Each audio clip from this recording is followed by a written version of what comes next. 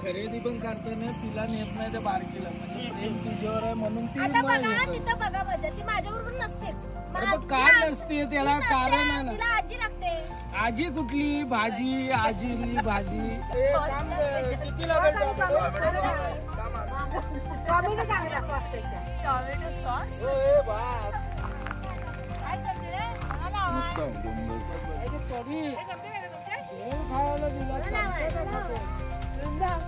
तर नमस्कार मंडळी, मी चिरंजीव भंडारी म्हणजे तुमचा लाडका कोकणी ठेकेदार. आज आपण निघालो आहोत अक्कलकोट, पंढरपूर, तुळजापूर. तुम्हाला मी अक्कलकोटचं शूटिंग दाखवू शकतो, पण तुळजापूर आणि पंढरपूरचं दाखवता येणार नाही, मला तिकडे मोबाईल अलाउड नाहीये. तुळजापूरचं थोडंसं तुम्हाला शूटिंग मी या व्हिडिओत दाखवतो, पण मित्रांसोबत आपण मजा करतोच, पण तुम्हाला आज मी फॅमिली सोबत मजा दाखवतो कशी असते ती. चला आपण बघूया. एक अद्भुत शक्तीचा अवतार, ज्याने हजारो भक्तांच्या आयुष्याला दिशा दिली, ज्यांच्या कृपेने अशक्यही शक्य झाले, हेच आहेत अक्कलकोटचे महाराज श्री स्वामी समर्थ. 19व्या शतकात महाराष्ट्राच्या अक्कलकोट नगरीत प्रकट झालेले योग संपन्न, ज्ञान संपन्न संत स्वामी समर्थ दत्त संप्रदायाचे परिपूर्ण अवतार मानले जातात. भय नाही, भय नाही, मी आहे ना, असं म्हणत त्यांनी भक्तांना आढळ आश्रय दिला.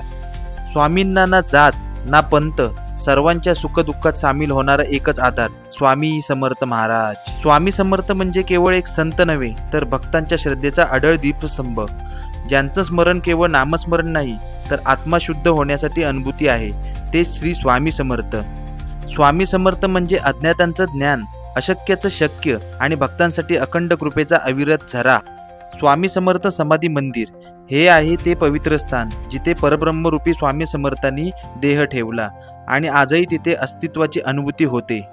स्वामी समर्थ समाधी मंदिर अक्कलकोट नगरीची हृदय. या जागेत प्रत्येक कण, प्रत्येक वाऱ्याची झुळूक भक्तांना स्वामींच्या कृपेची आठवण करून देते. इथे येताना लोक फक्त पावलांनी चालत नाहीत, तर श्रद्धेच्या भावनेने वाहत येतात, नतमस्तक होऊन डोळे मिटून हृदयात एकच मंत्र घेऊन, जय जय स्वामी समर्थ महाराज. समाधी समोर बसल्यावर एकच विलक्षण शांतता जाणवते, जणू काळ थांबतो आणि मनात फक्त एकच विचार येतो, स्वामी तुमचं अस्तित्व आजही इथे आहे, आम्ही जाणतो, आम्ही अनुभवतो. इथे केलेली प्रार्थना, इथे ओतंबलेले अश्रू आणि दिलेलं संपूर्ण मन स्वामी कधीच वाया जाऊ देत नाहीत. ही फक्त समाधी नाही, ही श्रद्धेची जिवंत जागा आहे. इथे येणारा प्रत्येक भक्त काही ना काही गमावून आलेला असतो आणि स्वामी त्याला हरवलेली आशा परत देतात. या समाधीसमोर उभं राहिलं की डोळे आपसूक मिटतात, हात जोडले जातात आणि मनाचा ओझ हलका होतो. असं वाटतं जणू आपल्या मनातलं स्वामी सगळं जाणून घेत आहेत. काही न बोलता त्यांची कृपा आपल्या अंगावर येते, एक शांती, एक निश्चिंती जी फक्त इथेच मिळते. ही तर स्वामी समर्थांची खरी शक्ती आहे. ते गेले नाही आहेत, ते आजही इथेच आहेत आणि राहतील अनंत काळ.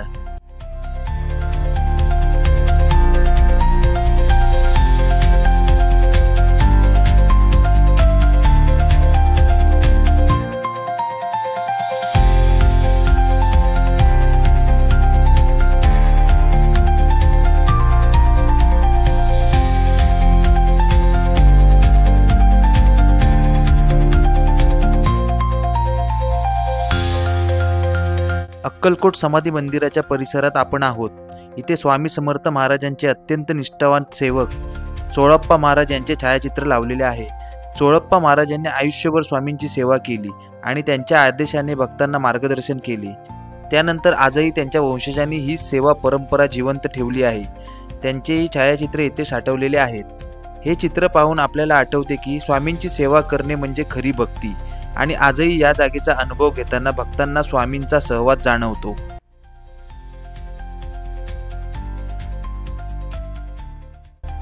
इथे आपल्याला विविध देवदेवतांची सुंदर चित्रे पाहायला मिळतात. संतोषी माता, देवी, दत्तात्रेय, गणपती आणि इतर देवदेवतांचे दर्शन इथे घडते. या भिंतीवर लटकलेल्या रुद्राक्षांच्या माळा हे भक्तांच्या श्रद्धेचे प्रतीक आहे.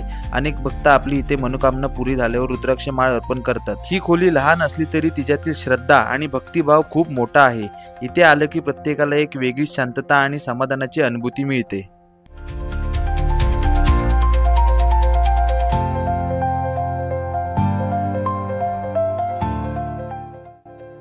अक्कलकोट म्हटलं की श्री स्वामी समर्थ महाराजांची समाधी आणि इथलं पवित्र वटवृक्ष हे एकमेकांपासून वेगळं करता येत नाही.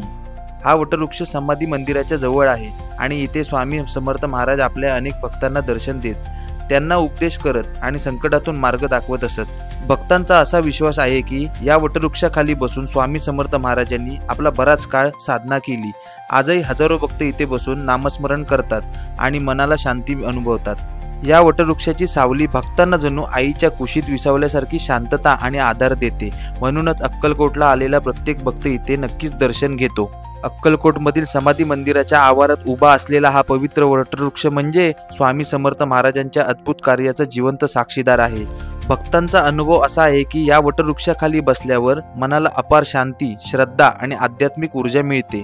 अनेकांना तर इथे ध्यान करताना स्वामी समर्थांचा साक्षात अनुभव येतो. या वटवृक्षाच्या फांद्यांना आणि पानांना आजही पवित्र मानलं जातं. यात्रेकरू इथे येऊन वटवृक्षाला प्रदक्षिणा घालतात, नमस्कार करतात आणि प्रसाद स्वरूपात पान घरी घेऊन जातात. या वटवृक्षाखाली स्वामी समर्थ महाराज दीर्घकाळ वास्तव्य करून भक्तांशी संवाद साधत. इथेच त्यांनी भक्तांच्या समस्या ऐकून त्यांना उपाय सांगितले. त्याच्यामुळे हा वृक्ष म्हणजे स्वामींची साक्षात आसन मानले जातो. आज हजारो भक्त या वृक्षाखाली बसून ध्यानधारणा करतात. अनेकांना इथे शांतता, आत्मविश्वास आणि आध्यात्मिक ऊर्जा लाभते. तर नमस्कार मंडळी, आज आपण आलो अक्कलकोट श्री स्वामी समर्थांच्या मठात. तुम्ही बघू शकता वटवृक्षाखाली थांबलोय.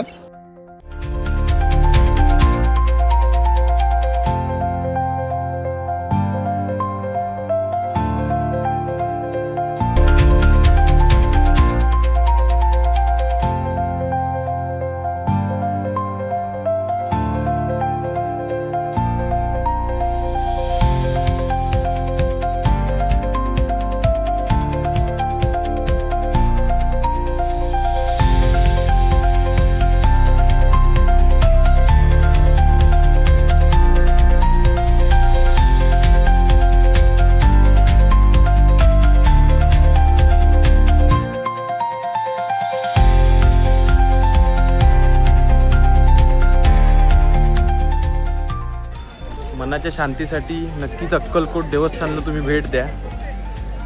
खूप शांत आणि सुंदर वातावरण आहे इथे.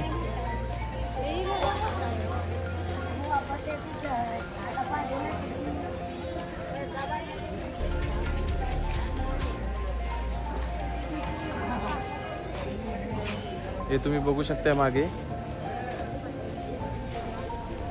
महाप्रसादाचं इथे आहे.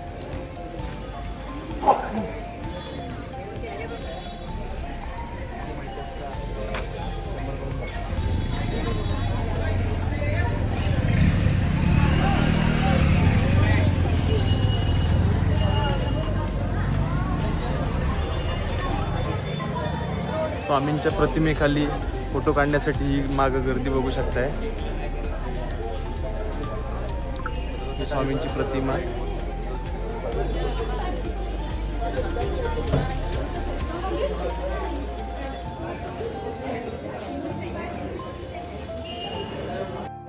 अक्कलकोटच्या समाधी मंदिर परिसरात असलेले अन्नछत्र हे स्वामी समर्थ महाराजांच्या अद्वितीय कार्याचं केंद्र आहे. इथे दररोज हजारो भाविकांना मोफत प्रसादरूपी अन्न दिलं जातं.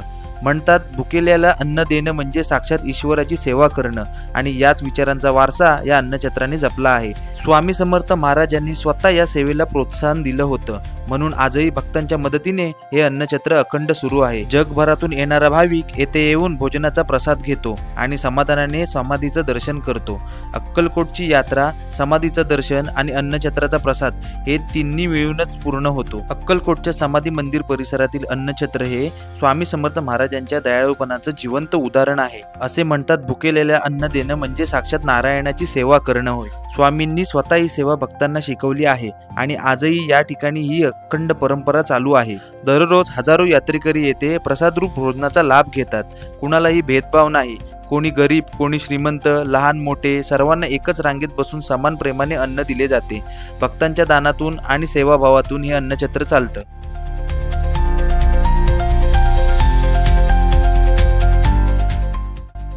लहान मुलांच्या पोटात कावळे ओरडू लागल्याने आपण गाडी साईडला लावून त्यांच्या खाण्याची व्यवस्था केली.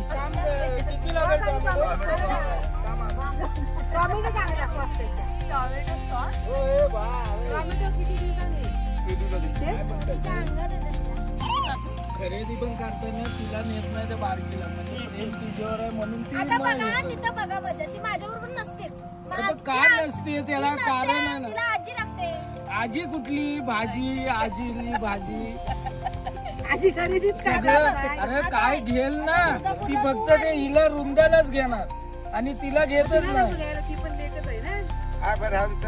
असं नाही करायचं. तू आता गप बस जरा. तू आता माझ्यावर फिरशील ना. काय नाही फरक पडत. फिरशील ए ना. वय वय हे नको चिडू नको तुम्ही, आम्ही असेल जाऊ. नाही